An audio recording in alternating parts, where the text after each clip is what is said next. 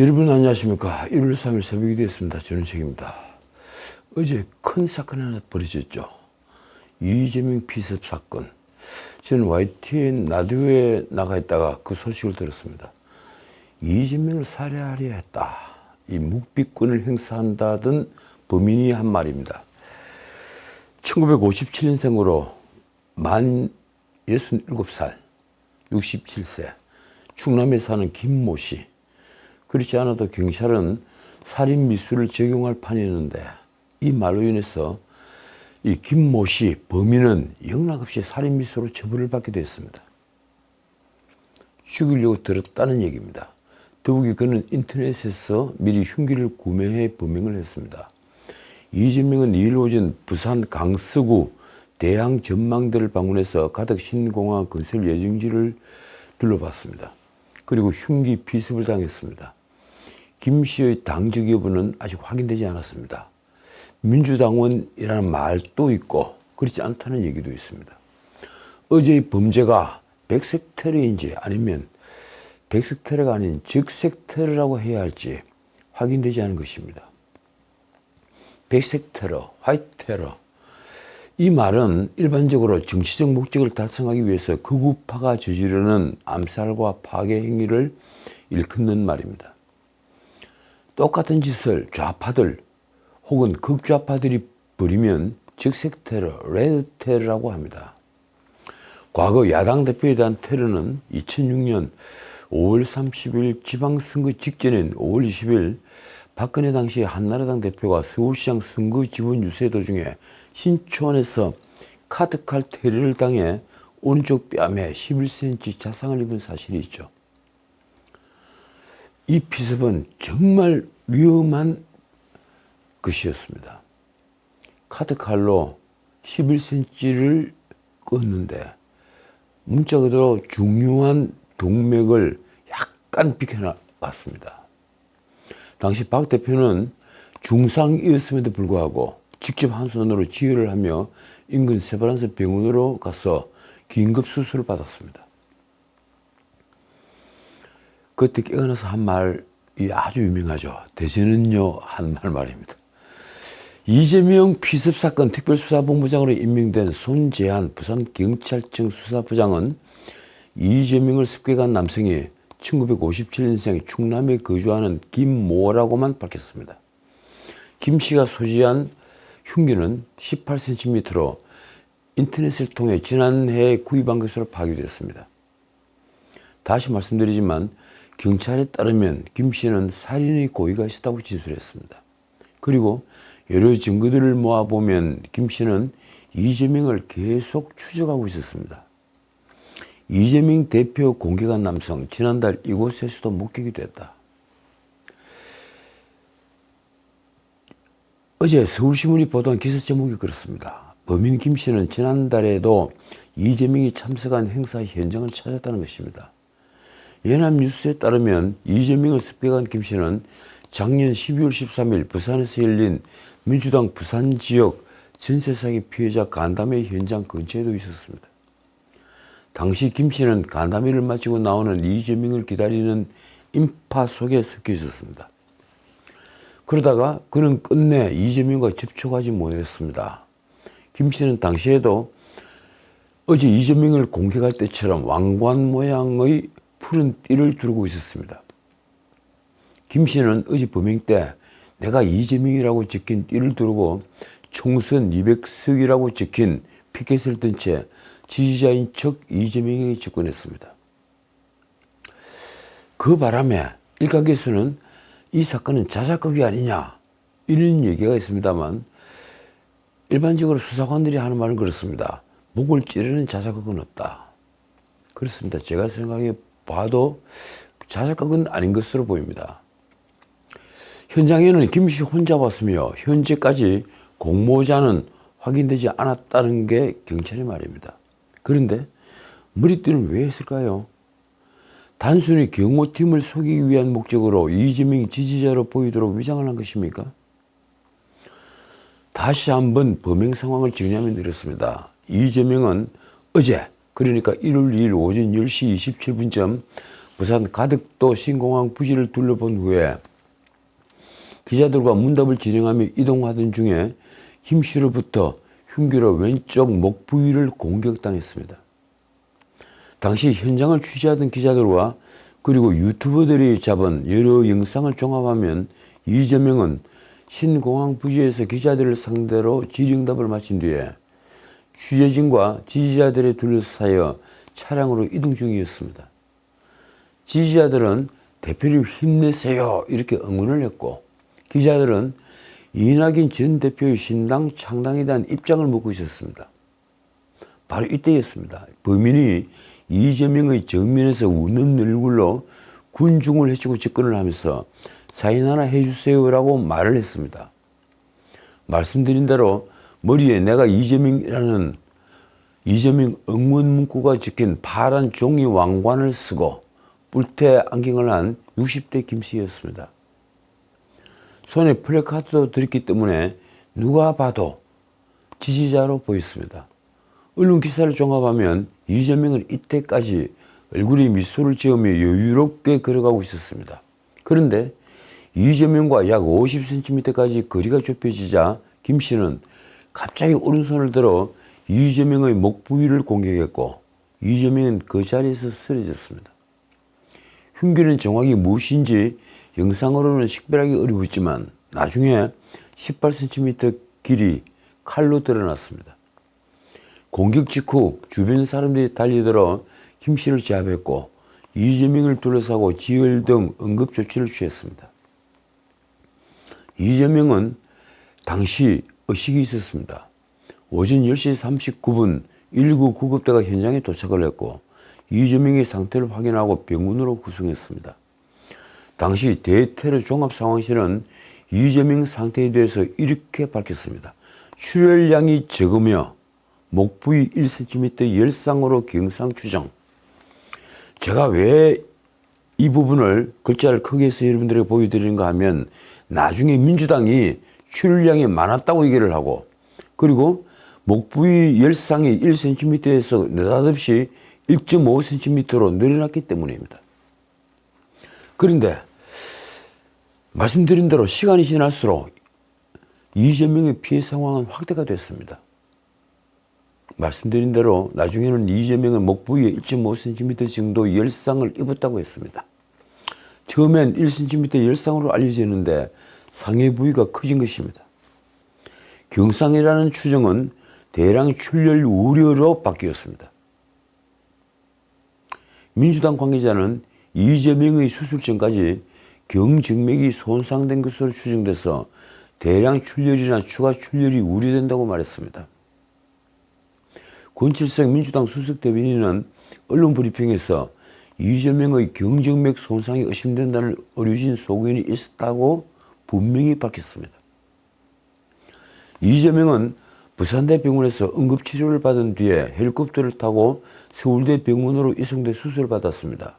서울의 노들섬에 내려서 거기서 앰뷸런스를 탔더군요. 이런 정도의 부상이면 부산대에서 충분히 치료할 수 있는 상해 부위인데 왜 헬리콥터까지 동원해서 서울대병원으로 옮겼을까요? 민주당 권칠성 수석대변인은 부산대병원 브리핑에서 이 대표의 경정맥 손상이 의심된다는 의료진 소견이 있었다고 밝혔습니다. 권칠성의 말입니다. 의료진에 따르면 자칫 대량 추가 출혈이 우려되는 상황이다. 서울대병원 이송 후에 신속히 수술할 것이다. 대량 출혈이 우려되는 상황이라면 부산대에서 더더욱 수술을 했어야죠. 이 부분에 있어서 많은 의사들이 저에게 똑같은 얘기를 합니다. 출혈이 우려됐다면 부산대병원에서 수술을 하는 것은 당연한 것인데 왜 헬리콥터를 타고 위험한 이송 작전을 펼쳤을까? 권칠성은 기자들이 위독한 것인가 이렇게 묻자 지금 제가 브리핑한 내용으로만 알아달라고 말을 했습니다. 다시 기자들이 부산대병원에서는 어떤 조치를 취했나라고 묻자 구체적인 내용은 의료진들의 의견이 나오면 알려드리겠다고 했습니다. 정청래는 부산대병원에서 기자들에게 이렇게 말했습니다. 현장에서 출혈이 너무 심했다. 목이 민감한 부분이어서 후유증을 고려해서 잘하는 병원에서 해야 할 것 같다. 가족들이 원했다. 말하자면 수술을 잘하는 병원을 찾아 헬기를 동원해서 서울 노들섬으로 옮겼고 그곳에서 다시 앰뷸런스에 싣고 서울대 병원으로 옮기는 일을 벌인 것입니다. 그리고 정식내의 말은 1구 상황실과 완전히 다른 말입니다. 한쪽은 출혈이 거의 없었다. 한쪽은 출혈이 너무 심했다. 어느 것이 정직한 말일까요? 민주당 지도부도 이재명을 따라 서울로 함께 이동을 했습니다. 어떻든 민주당은 어제 오후 늦게 이재명의 경정맥 재근 수술이 종료됐다고 밝혔습니다. 민주당은 이날 오후 서울대병원에서 현장 최고위원회를 열었습니다. 그리고 지도부 입장을 발표했습니다. 정청래가 오후 6시 30분 1차 브리핑에서 한 말이 이렇습니다. 의료진에 따르면 비습 부위가 경동맥이 아니라 경정맥이라 천만다행이다. 하마터면 큰일 날 뻔했다. 이건 당연한 말이죠. 경동맥이 만약에 문제가 됐다면 아마 부산대병원 중후 환자실에 있거나 이미 사망을 했거나 둘 중 하나겠죠. 그리고 정청래의 말이 이렇습니다. 예상보다 긴 시간이었지만 수술이 끝났다고 한다. 정청래는 하마터면 생명이 위험할 수도 있는 매우 긴박하고 엄중한 상황이었다는 사실을 특히 강조했습니다. 그러면서 한 말입니다. 민주당은 수사당국의 한 점 의혹 없는 수사로 사건의 진상을 명명백백히 밝혀줄 것을 강력히 촉구한다. 최고위원들이 말을 빌리면 이재명은 지금 중환자실로 옮겨져 있습니다. 그래서 오늘은 가족과 당 지도부를 비롯해서 누구도 이 대표를 면회하지 못한다고 말했습니다. 권칠성 수석대변인이 오후 7시 40분 2차 브리핑에서 한 말입니다. 중증 수술을 요하던 상황이었으나 가족과 의료진이 상의해 서울대병원으로 이송을 결정했다. 오후 3시 45분 수술을 시작해서 당초 1시간을 예상했으나 실제로는 2시간가량 수술이 진행됐다. 권칠성이 밝힌 정확한 수술명은 혈전 제거를 포함한 혈관 재건술입니다. 그러니까 혈전 제거라는 말은 아마도 부산대병원에서 수술받지 않고 서울대병원으로 옮기면서 정맥 내부에 발생을 한 혈전을 말하는 것일 겁니다. 권칠성이 말입니다. 내경 정맥이 60%가량 손상된 것이 확인됐고 정맥에서 흘러나온 혈전이 생각보다 많아 관을 삽입한 수술이 시행됐다. 현재 중환자실에 입실해 회복 중이다. 당초 서울대병원에서 이재명의 치료에 대한 언론 브리핑을 예고를 했다가 취소된 데 대해 권칠성은 이렇게 말했습니다. 직접 서울대병원에서 브리핑하지 않은 것으로 결론 났다. 기자들이 그 이유를 묻자 그는 법적인 문제라서 라고 답변을 했습니다. 피의자 신원과 관련한 질문에는 권칠성은 저희가 확인할 상황은 아니다라고 했습니다. 가해자가 민주당원인가라는 질문에도 역시 답은 마찬가지였습니다. 공식적으로 확인 요청이 온 바가 없다. 경찰 말고는 신상을 확보한 곳이 없다. 범인 김 씨는 사건 직후에 10시 32분쯤 부산 강서경찰서로 옮겨졌습니다. 경찰은 당시 상황에 대해 이렇게 설명했습니다. 우발 상황 및 인파 관리를 위해 현장에 경찰 41명이 배치해서 대기하고 있었다. 이재명의 바로 옆에 있던 당직자가 즉시 제지를 했고 현장 경찰관이 합세해 김 씨를 현행범으로 체포했다. 당시 현장에서 이재명을 수행하던 당직자는 조정식 사무총장과 한민수 대변인 등입니다. 이재명이 피습됐을 때 그들이 곧바로 손수건으로 지혈해야 할 정도로 상황이 급박했다고 합니다. 그런데 왜 119 상황실은 출혈이 얼마 되지 않았다고 말했을까요? 처음 바로 옆에서 상황을 목격한 한 민주당 당직자가 언론에 한 말은 이렇습니다. 20cm 이상의 긴 흉기였다. 책에 사인을 해달라고 했다가 제지를 당하자 바로 습격한 것 같다. 그런데 흉기는 아까 제가 말씀드린 대로 길이 18cm 그리고 칼날 길이 13cm로 범인 김 씨가 미리 인터넷을 통해 구매한 것이었습니다. 이재명은 사건 발생 20여 분이 지난 10시 47분쯤 헬기로 부산대병원 권역 외상센터로 구송이 되었습니다. 당시 이재명은 출혈이 계속됐지만 의식은 있었습니다. 처음 119 당국은 이재명이 목 부위에 1cm 정도의 열상을 입었다고 했습니다. 부산대병원 관계자는 생명에는 지장이 없는 상태라고만 밝혔고, 이재명은 부산대병원 외상센터에서 응급처치를 받은 뒤에 오후 1시쯤 다시 헬기로 서울대병원으로 이송이 됐습니다. 권칠생 민주당 수석대변인은 현지 브리핑에서 이재명이 경정맥 손상이 의심된다며 이렇게 말했습니다. 자칫 대량 출혈이 우려되는 상황에서 서울대병원 후송 후에 신속하게 수사할 예정이다. 이재명 피습 소식이 알려지자 윤석열 대통령은 결코 있어서는 안 될 일이 벌어졌다고 말했습니다. 그러면서 이재명 대표의 안전에 대해 깊은 우려를 표명했다고 대통령실에 있는 김수경 대변인이 밝혔습니다. 한동훈도 이 사회에서 절대로 있어서는 안 될 일이라고 말했습니다. 어쨌든 40 총선을 정확히 99일 앞두고 제1야당 대표에 대한 흉기 비습 사건이 일어났습니다. 이에 따라 전국에 미칠 파장도 적지 않을 전망입니다. 그리고 이재명 관련 재판도 무더기로 다시 또 연기될 전망입니다.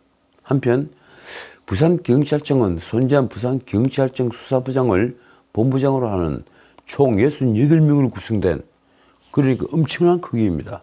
68명의 특별수사본부를 꾸려서 이번 이재명 비습 사건에 대한 동기, 공모 가능성 등을 수사할 방침입니다. 그런데 일부 언론은 이미 경찰이 계획 범죄일 가능성이 있다고 보고 수사 중이라고 보도했습니다. 계획 범죄라면 바로 김모 씨의 뒤에 배후가 있다는 얘기입니다. 당시 현장의 말을 종합하면 범인 김 씨는 간담회를 마치고 나오는 이재명 대표를 기다리는 인파에서는 떨어져 있었는데, 이재명의 차량이 다가오자 차량 앞에 서 있었다고 합니다. 하지만 당 관계자의 제지로 인해 뒤로 물러났고 이재명과 직접 접촉하지는 못했습니다. 이 때문에 민주당 지지자들 사이에서는 지지자로 위장해 이 대표를 해치려는 계획적인 범죄가 아닌가 의심된다는 주장이 제기됐습니다. 경찰도 민주당 측의 이 같은 주장을 파악해서 범행 동기를 조사 중에 있습니다. 김 씨는 현재까지 신원과 범행 동기 등을 일절 밝히지 않고 묵비권을 행사 중입니다. 한동훈 국민의힘 비상대책위원장이 2일 이재명의 비습과 관련해서 수사당국은 엄중하고 신속하게 수사를 해야 한다고 말했습니다. 한동훈은 어제 오전 대전시당 신년시 인사회에 참석하던 도중에 관련 소식을 접하고 아까 말씀드린 대로 우리 사회에 절대로 있어서는 안 되는 일이 생긴 것이다. 이 대표의 빠른 회복을 진심으로 기원한다고 말했습니다. 한동훈이 대전시당 신년 인사회에서 한 말이 이렇습니다. 수사당국은 총력을 다해 엄정하게 수사해서 사안의 전모를 밝히고 엄중한 책임을 물어야 한다. 자, 오늘 여기까지입니다. 오늘은 이재명 사건만 제가 말씀드렸습니다. 이재명 비습 소식에 놀랍게도 이재명 테마주들이 늘뛰기를 했습니다. 저도 이재명 테마주는 처음 들었습니다. 2일 오전 에이텍은 장중 최고 24.52%까지 올랐습니다. 동신건설 역시 20.73%가 올랐다고 어제 오후 뉴스에 나왔습니다. 일성건설도 장중 14%까지 오르다가 상승폭을 줄였고, 토탈소프트라는 회사는 16%대로 상승한 후에 어제 오후에 4%대로 내려왔다고 합니다. 이 종목들은 왜 이재명 테마적으로 된 걸까요? 이재명이 권력을 잡으면 회사가 엄청난 이익을 받게 되는 것입니까? 에이텍은 최대 주주이자 대표이사인 신승영 사장이 이재명 성남시장 시절 성남창조경영 CEO 포럼의 운영위원을 맡았고, 그리고 회사의 본사가 성남에 있다는 이유로 이재명 테마주가 됐다고 합니다.